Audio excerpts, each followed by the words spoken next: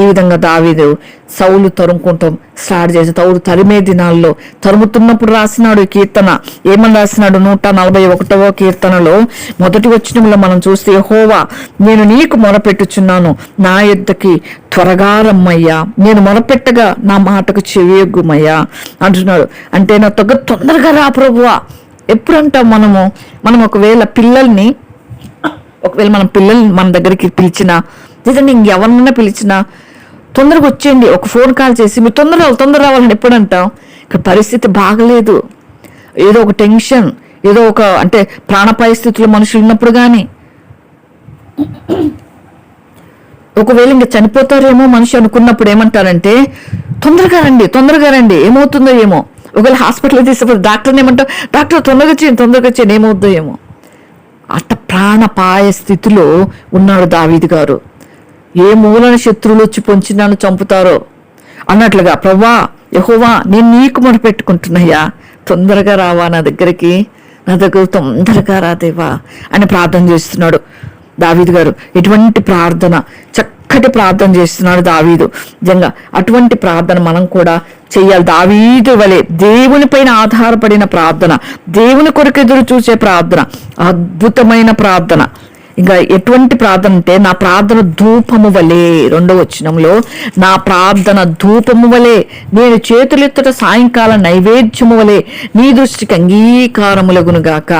అంటే దేవునికి అంగీకారం అవుతుందా లేదా అని పరీక్షించుకుంటున్నాడు దావీదు గారు. నా ప్రార్థన దేవునికి అంగీకారం అగునుగాక, నా ప్రార్థన దేవునికి ఇష్టంగా ఉండునుగాక. దేవునికి ఇష్టంగా ప్రార్థన చేస్తే నా దగ్గరికి యేసయ్య, నేను ఇష్టంగా ఉంటే నా దగ్గరికి దేవుడు తొందరగా వస్తాడు, నా ప్రార్థన వింటాడు, నాకు జవాబిస్తాడు అని దావీదునికి తెలుసు. అందుకే ధూపం వేస్తారు కదా చాలా మంది, ధూపం పైకి వెళ్తుంది కదా, ధూపం వేసినప్పుడు ఆ పొగ పైకి వెళ్తుంది. అట్లా ఆ ధూపములాగా నీ సన్నిధికి అలా చేరుకోవాలి.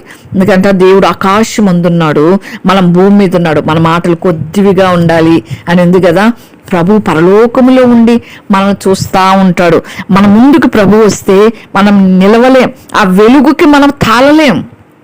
ఆయన వెలుగు, ఆయన ప్రభు ముఖాముఖం ఆయనకి ఎందుకు కనపడ్డంటే, ఆ దినాల్లో మోషేనే ముఖం కప్పుకున్నాడు, ప్రభువుని చూచి వెరచినాడు, ముఖాన్ని తన ముఖం మీద ముసుగు వేసుకున్నాడు. అంత గొప్ప దేవుడు మన దేవుడు. దేవుణ్ణి మనము ఎదురుగా పెట్టుకొని మనకు దేవుడు వెలుగు, మనం దేవునికి దీపం పెట్టము, మన దేవుడు మనల్ని వెలిగిస్తాడు. చీకటిలో ఉన్న మనల్ని బయటికి తెచ్చే దేవుడు మన దేవుడు. దేవుడికి దీపం పెడితే దేవుడు చిన్నోడైపోతాడు, దేవుడు చేతగానోడైపోతాడు. దేవుని చీకట్లో పెడితే దేవుడు చీకటి దేవుడు అయిపోతాడు. అందుకే మన దేవుడు లోకానికి నేను వెలుగును, మీరు కూడా వెలుగులాగుండండి, అందరిని వెలిగించండి. లోకానికి ఉప్పు, మనం ఉప్పులాగుండా అని ఆశపడుతున్నాడు. అందుకే దావీదు గారి ప్రార్థనలు అంత చక్కగా ఉంటాయి. అందుకంటే కీర్తన 22:19 కూడా దావీదు గారు చక్కటి ప్రార్థన, యెహోవా దూరంగా ఉండొద్దు ప్రభువా, నా బలమా, నువ్వు నాకు బలము ప్రభువా, మీరే నా బలము, త్వరగా నాకు సహాయం చేయండి, నా కొరకు తొందరగా సహాయం చేయరా ప్లీజ్ యేసయ్యా అని ప్రార్థన చేస్తున్నాడు. ఒకసారి నేను కూడా అట్లే ప్రార్థన చేస్తాను కొన్ని విషయాల కోసం. మనిషిని అడిగినట్టుగా ప్లీజ్ యేసయ్యా అంటే దావీదు అంతగా, నా బలము నీవే కదా ప్రభా, నిన్నే కదా నేను నమ్ముకున్నా, నీ కొరకే ఎదురు చూస్తున్నా, నాకు సహాయం చేయి, నా దగ్గరికి రా అంటే దేవునికి దగ్గరగా ఉండాలని కోరుకుంటున్నాడు. దేవుడు నాకు దగ్గరగా ఉంటే బాగుండు. మనకు భయం వేసినప్పుడు ఏం చేస్తావు? పిల్లలకు భయం వేస్తే తల్లిదండ్రుల దగ్గరికి పరిగెత్తుకుంటూ వస్తాడు, తల్లి దగ్గరికి పరిగెత్తుకుంటూ వస్తారు పిల్లలు. భయం వేసినప్పుడు తల్లి ఒడిలో కూర్చోగానే పిల్లలకి భయం అంతా పోతుంది. అట్లా మనం కూడా దావీదు కూడా తండ్రికి దగ్గరగా, నా దగ్గరగా ఉండేసయ్యా, నా దగ్గరగా ఉండే అటువంటి ప్రార్థన చాలా ఇష్టం. నేను ఎప్పుడు అదే ప్రార్థన చేసుకుని, ఏసయ్యా నాకు దగ్గరగా ఉండవా, ఏసయ్యా నువ్వు నాతో ఉన్నావు అంటే మనతో ఉన్నట్టుగా, మన దగ్గర ఉన్నట్టుగా మనం ఫీల్ అవుతూ ప్రభు సన్నిధిని అనుభవించాలి. అదే ప్రభు సన్నిధి. అందుకే దావీదు గారు కూడా అటువంటి ప్రార్థన, కీర్తన 71:17-12 కూడా ఏమంటారు, దేవా నాకు దూరంగా ఉండొద్దయ్యా, నా దేవా నాకు సహాయానికి త్వరపడిరా. ప్రతి విషయంలో దావీదు గారు దేవుని ఆశ్రయించినాడు. దావీదు గారు ఒక్క సైడ్ కాదు, దావీదును సౌలు తరుకోవటం ఆరంభించినప్పటి నుంచి సౌలుకు సంబంధించిన వాళ్ళు కొంతమంది దావీదు పక్షంలో కొంతమంది చేరినారు. కొంతమంది ఏం చేసేవాళ్ళు తెలుసా, దావీదు దగ్గర నుంచి నమ్మించి దావీదు చేత అన్ని చెప్పించుకొని సౌలు గురించి దావీదు మంచే మాట్లాడతాడు. కానీ అక్కడికి వెళ్ళి ఇక్కడి నుంచి వెళ్తారు కదా, దావీదు దగ్గర నుంచి సౌలు నమ్మేస్తాడు కదా. సౌలుకి దావీదు మీద అబద్ధాలు చెప్పేవాళ్ళు. అందుకే సౌలు తరుముతా వస్తారు. సౌలుకు ఒక పక్క రోషం వస్తుంది. ఎందుకంటే సౌలు మీద కూడా, సౌలు యొక్క ప్రభుత్వం మీద కూడా విసిగిపోయినారు ప్రజలు. గొల్యాతుని చంపలేకపోయినాడు సౌలు. పరిపాలన సరిగ్గా చేయటం లేదు. దావీదుని తరంతోటే సరిపోయింది సౌలు పని. ప్రజల విషయం ఏమి చూస్తాడు? ప్రజల గురించి పట్టించుకోవట్లేదు. తన కాపాడుకోవటంలోనే, తన ప్రభుత్వాన్ని కాపాడుకోవటంలోనే, తన రాజరికాన్ని కాపాడుకోవటంలోనే ప్రయాసపడుతున్నాడు. ప్రజల గురించి పట్టింపు లేదు. అందుకే అనేక విషయాలు యుద్ధంలో దావీదును వాడుకున్నాడు. సౌలు ఏమైనాడు యుద్ధం చేయటానికి? సౌలు చాలా బాగా యుద్ధం చేయగలడు. కానీ కొన్నిసార్లు దావీదును వాడుకున్నాడు సౌలు. కాబట్టి ఈ విధంగా ఉన్నప్పుడు అటు ఇటు చాడీలు చెప్పే వాళ్ళ ద్వారా కూడా దావీదు గారు చాలా ఇబ్బందులు ఎదుర్కొని తప్పించుకుంటూ ఆ ఎన్గేదిలోకి పారిపోయేవాడు.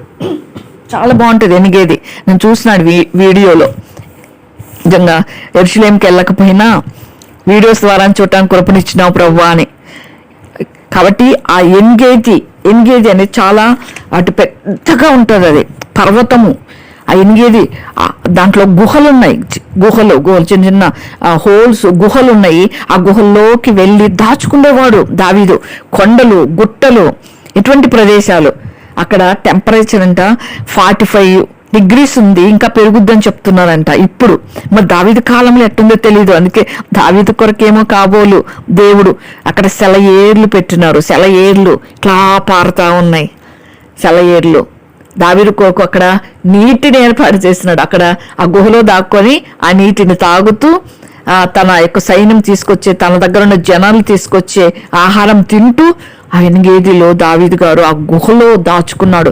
సౌలు తరుముకుంటుంటే సౌలు ఏం చేయలేక కాదు, అంటే విసిగిచ్చేవాళ్ళు దావీదు దగ్గర ఉన్న వాళ్ళు.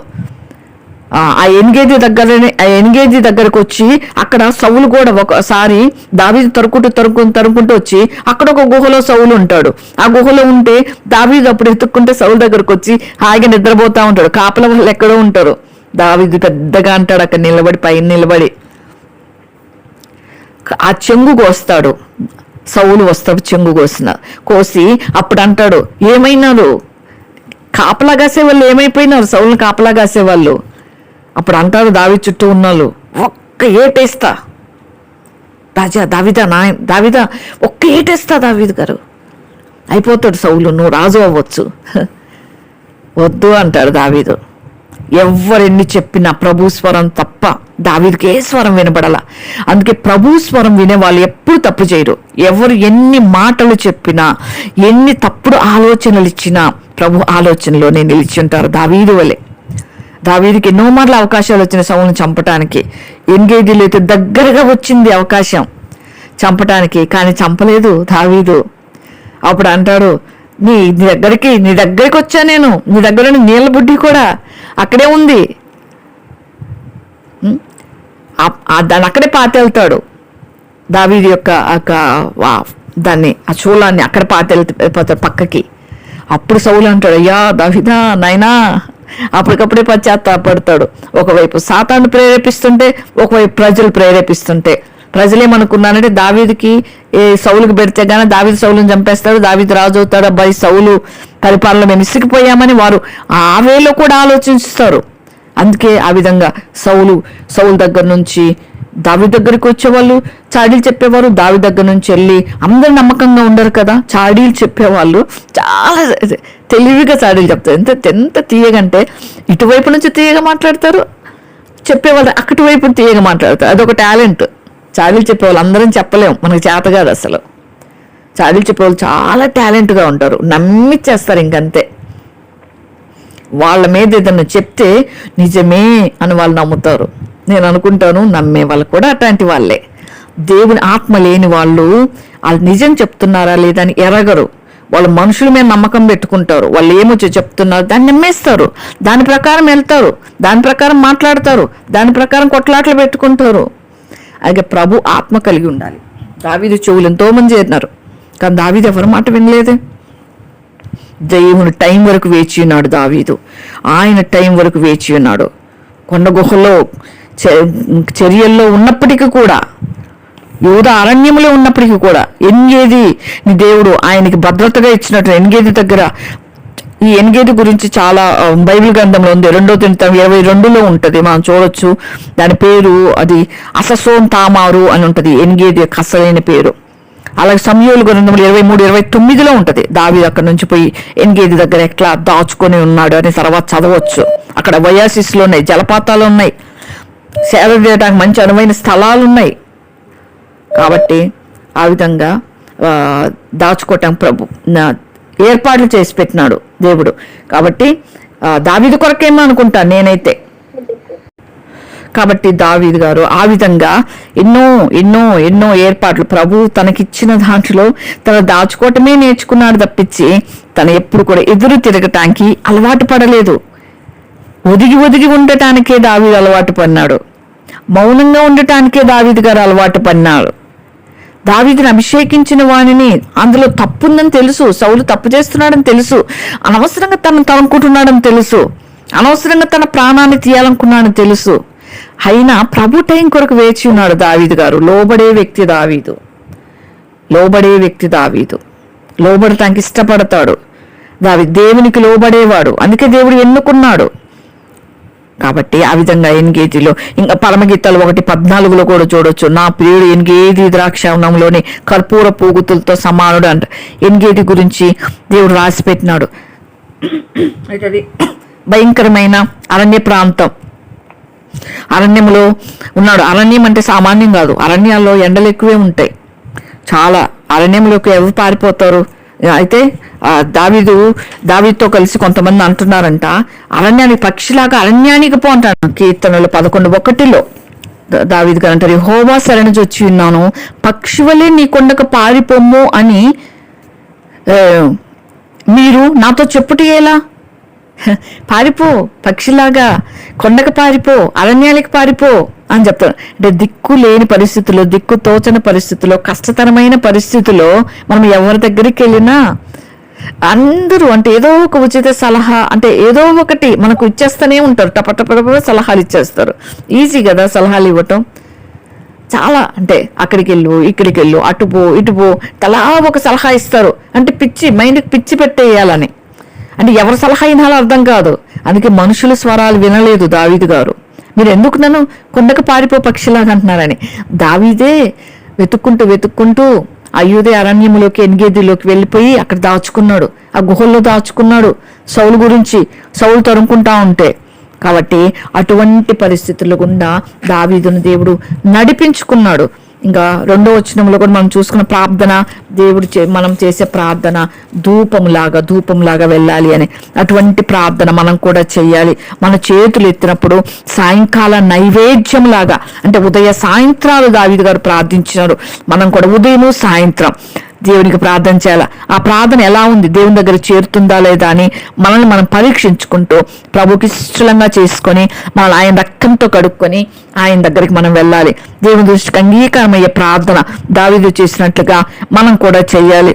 ఇంకా యెహోవా నా నోటి కావలి ఉంచుము, నా పెదవుల ద్వారమునకు కాపు పెట్టుము.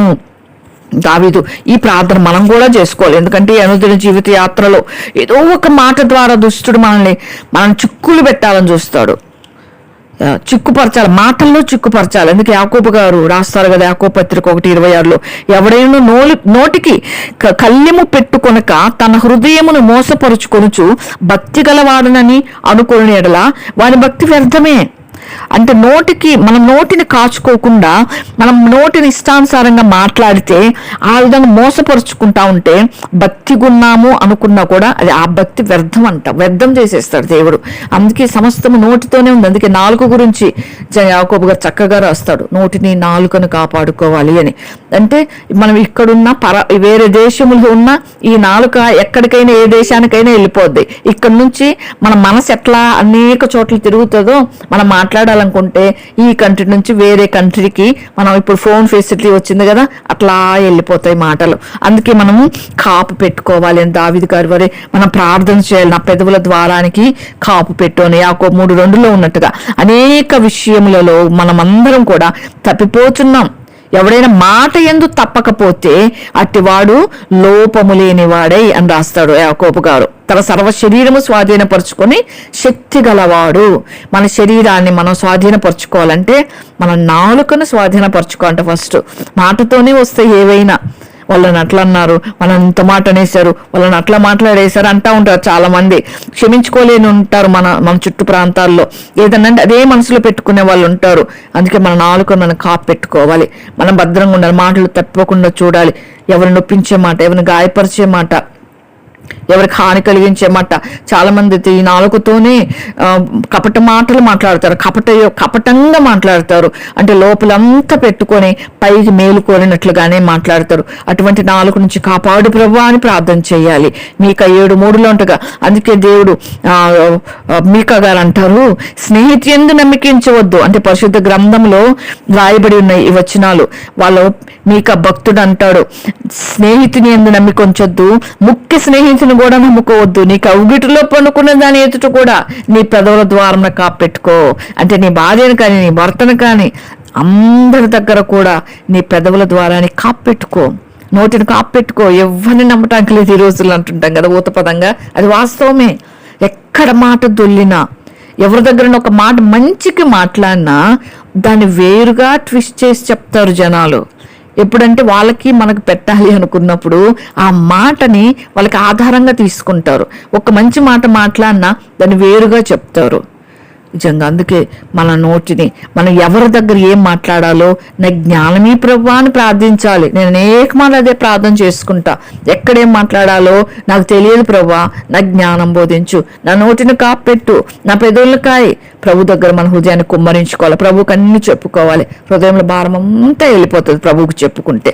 కాబట్టి ఆ విధంగా మనం దేవుణ్ణి నమ్ముకోవాలి. యెహోవాను ఆశ్రయించు ధన్యుడు అని ఉంది కదా, దేవుణ్ణి ఆశ్రయించాలి. పాపం చేయవారితో కూడా నేను దుర్నీతి కాలము చొరబడుకున్నట్లు నా మనసు దుష్కార్యమునకు తిరగనీయకము. వారి రుచిగల పదార్థములను నేను తినక ఎందునుగాక. అంటే వారితో కలిసి భోజనం కూడా నాకు అవసరం లేదు ప్రభు. వాటి వాళ్ళ భోజనము దుర్నీతి కార్యములలో వారు దుర్నీతి చేస్తూ ఉంటే అటువంటి కార్యములు నాకు వద్దు. చాలాసార్లు మనం పిలిస్తే ముఖమాటానికి వెళ్ళిపోతూ ఉంటాం. అవి ఎటువంటి పదార్థంలో మనకు తెలియదు, ఏం పదార్థాలు మనకి ఇస్తారో మనకు తెలియదు. కాబట్టి మనము ప్రార్థించుకొని, ఒకవేళ వెళ్ళవలసి ప్రార్థించుకొని తిని ప్రార్థనాపూర్వకంగా మనం అక్కడ దేవుని పని ఉంటే చేయాలి. లేదంటే మౌనంగా ఉంటమే మేలు. రుచిగల పదార్థాలు ఆశించి మనం ఎక్కడికంటే అక్కడికి వెళ్ళకుండా మంచిది. దుర్నీతుల పాలు పంపులు మనకు వద్దు, రుచిగల పదార్థం వద్దు. తిండిపోతూ అయితే నీ నోటికి నీ గొంతు కత్తి పెట్టుకోమనుంది. ప్రభు ఇచ్చిన దానిలోనే సంతృప్తి కలిగి ఉండాలి. అది 4వ వచనం. తర్వాత 5లో నీతిమంతుడు నన్ను కొట్టుట నాకు ఉపకారం, వాడు నన్ను గద్దించి నాకు తైలాభిషేకము, నేను అట్టి అభిషేకమును త్రోసివేయకుందునుగాక. దావీదు గారు ఈ విధంగా నాతాను వచ్చి చెప్పినప్పుడు ప్రవక్త గారు లోబడ్డాడు. నాతాను ప్రవక్త దేవుడు చెప్పమన్నది చెప్పినప్పుడు నేను నిజంగా తప్పు చేశాను కదా అని గ్రహించాడు. ఏమి రాజును కదా, నేను చేసినాను, నాకు చెప్పేంతటి అనలేదు. నాతాను ప్రవక్త గారి గురించి విని పశ్చాత్తాపడ్డాడు. తర్వాత యిర్మియా గురించి అయితే, యిర్మియా మాట పాపం ఎవరు వినలేదు. యిర్మియా గారు దేవుడు ఏమో చెప్పమంటాడు, వాళ్ళేమో కొడతారు, వాళ్ళేమో గోతులేస్తారు. ఏమైంది? వినకపోతే ఏమైంది, వింటే ఏమైంది? దావీదు గారు విన్నాడు, ఆశీర్వాదంగా తిరిగి తన కోల్పోయినంత సంపాదించుకున్నాడు. యిర్మియా గారు చెప్తే వినలేదు, బబులోనికి చెరగా మొత్తం తీసుకొని పోబడ్డారు. అందుకే మనకు దేవుడు చెప్పినప్పుడు దేవుని మాటలకి లోబడాలి. దేవుడు ఎవరైనా వాక్యం చెప్పినప్పుడు తీసుకోవాలి. వాక్యానికి మనం లోబడే వారంగా దేవుని యొక్క గద్దింపును, దేవుని యొక్క బోధ చేసినప్పుడు వాక్యం యొక్క గద్దింపును, నీతిమంతులు మనకు వాక్యం బోధించినప్పుడు ఆ బోధను మనము తీసుకోవాలి. తరువాత వారి న్యాయాధిపతులు కొండపేటల మీద పడద్రోయబడుదురు. కావున జనులు నా మాటలు మధురమైనవని వాటిని అంగీకరించుచున్నారు. నా మాటలు అంగీకరిస్తున్నారు ప్రభా, మధురమైనవని. న్యాయాధిపతుల కొండపేట మీద పడద్రోయబడుతురు. వారి న్యాయాధిపతులు కొండపేటల మీద, అంటే తనకు కలిగిన బాధను బట్టి ఆ విధంగా మాట్లాడుతున్నాడు దావీదు గారు. కాబట్టి దేవుని నమ్ముకున్నాడు దావీదు. దేవుని ఆశ్రయించినాడు, దేవుని బట్టి ధైర్యం తెచ్చుకున్నాడు. నిజంగా సమూయేలు గ్రంథంలో 30 అధ్యాయంలో ఆ మొదటి సమయంలో ఆఖరి అధ్యాయంలో ఉంటది కదా, దావీదు మీద అప్పుడు దాకా స్నేహం చేసినారు, దావీదుతో కలిసి తింటున్నారు, దావీదుతో కలిసి ఉంటున్నారు. ఒక్కసారి శత్రువులు చందని తీసుకొని పోతే దావీదుని ఎంకరేజ్ చేసి, దావీదు మనకు శత్రువులు వచ్చి తీసుకుపోయినారు, మనం ఇప్పుడు ఏం చేద్దామని ఒక ప్లాన్ వేసుకునేది పోగొట్టి రాళ్ళు రువ్వటానికి దావీదు మీదకి సిద్ధపడ్డారు. బాగుంటే అంతా బాగుంటారు, కొంచెం ఏదన్నా తేడా వస్తే మీద కూడా చంపటానికి కూడా వెనకాడరు ప్రజలు. బాగుంటే వాళ్ళని మన ద్వారా లాభం ఉంటేనే స్నేహిస్తారు, లాభం లేకపోతే వద్దే వద్దు, ఇంకా మనతో మాట వద్దు, పలుకోవద్దు, అట్లా ఉంటారు. అది మానవ నైజం. దావీదు కూడా ఇవే ఎదుర్కొన్నాడు. దావీదే తిరిగి వెళ్ళి సంపాదించుకున్నాడు, కోల్పోయి మొత్తం సంపాదించుకోవచ్చు. వారి భార్యను వాళ్ళకి ఇచ్చాడు, వారి పిల్లల్ని వాళ్ళకి ఇచ్చాడు, తన భార్యను పిల్లల్ని తన భార్యను తెచ్చుకున్నాడు. దేవుణ్ణి బట్టి ధైర్యం తెచ్చుకున్నాడు దావీదు గారు. ఆ విధంగా మంచికి మంచి అంటే చెడు జరగగానే మంచితనం అంతా మర్చిపోకూడదు, మనం అందుకే జాగ్రత్త కలిగి ఉండాలి. దావీదు చేసింది అది. సౌలును కూడా క్షమించుకున్నాడు దావీదు. యెహోవా నా ప్రభువా, నా కన్నులు నీ తట్టు చూచున్నాయి, నీ శరణు చూచున్నాను, నా ప్రాణము దారపోయకుము అంటారు 8వ వచనంలో. కాబట్టి దావీదు ఆ విధంగా రాసినట్టుగా మనం కూడా ఉండాలి. ఇంకా కీర్తన 44:22 కూడా కోర కుమారులు కూడా ఇదే మాట చెప్తారు, ప్రభు కొరకే నేను కనిపెట్టుకున్నాం, ప్రభు కొరకే అని. కీర్తన 53:5 దావీదు నన్ను ముట్టడి వేయి వారి ఎముకలను దేవుడు చెదరగొట్టి ఉన్నాడు, దేవుడు వారిని ఉపేక్షించిన గనక నీవు వారిని సిగ్గుపరచితివి. మనం దేవుని నమ్మితే దేవుడే వారిని సిగ్గుపరుస్తాడు. అనండి అంటుండాలి మనం. అని వాళ్ళు అలసిపోయి ఊరుకోవాలి. ఎంత అంటుంటే దేవుని తీర్పు అంత పడతా ఉంటది. దేవుని వైపు చూచే వాళ్ళు ఏది పట్టించుకోరు. ఎవరేనన్నా, ఎవరేం మాట్లాడినా, ఎవరు సహాయం చేసినా, ఎవరు పలకనా, అది దేవుని ఉద్దేశం, అది దేవుని చిత్తం, అది దేవుడి ఏర్పాటు. దేవుడు నాకు నేర్పించాలనుకున్నది అనుభవాల్సిన కొందనాలు ప్రభు అని చెప్పాలి, ఇంకా చెప్పాలంటే. కాబట్టి ఆ విధంగా దేవుడే అటువంటి వాడిని సిగ్గుపరిచేవాడు, దేవునికి అప్పచెప్పాలి. నా నిమిత్తం వరవడ్డిన వాళ్ళ నుండి పాపం చేయవారు ఉచ్చులను తప్పించి కాపాడుము అని ప్రార్థన చేస్తున్నాడు దావీదు గారు 9:10. నేను తప్పించుకొని పోచునుగా భక్తిహీనతం వల్ల చిక్కుకుందురుగాక. అదే దేవునికి అప్పచెప్పినాడు. యెహోషాపాతు రాజు కూడా అట్లానే దేవుని నమ్ముకుంటాడు. రాజులు సహితం దేవా నీవే మాకు దిక్కు అంటాడు. యెహోషాపాతు శత్రువులు వచ్చినప్పుడు మాకు యుద్ధం చేత మాకు శక్తి చాలదు, నీవే మాకు దిక్కు. ఆ విధంగా దేవుని మీద మనం ఆధారపడాలి. కీర్తన 12 దావీదు గారు అంటే నా ప్రాణం తీయచూచి వారు ఉరులు కొడుతూ ఉన్నారు, నాకు కీడు చేయచూచి వారు హానికరమైన మాటలు పలుకుతున్నారు, దినమంతా కపటోపాయములు పనొచ్చున్నారు.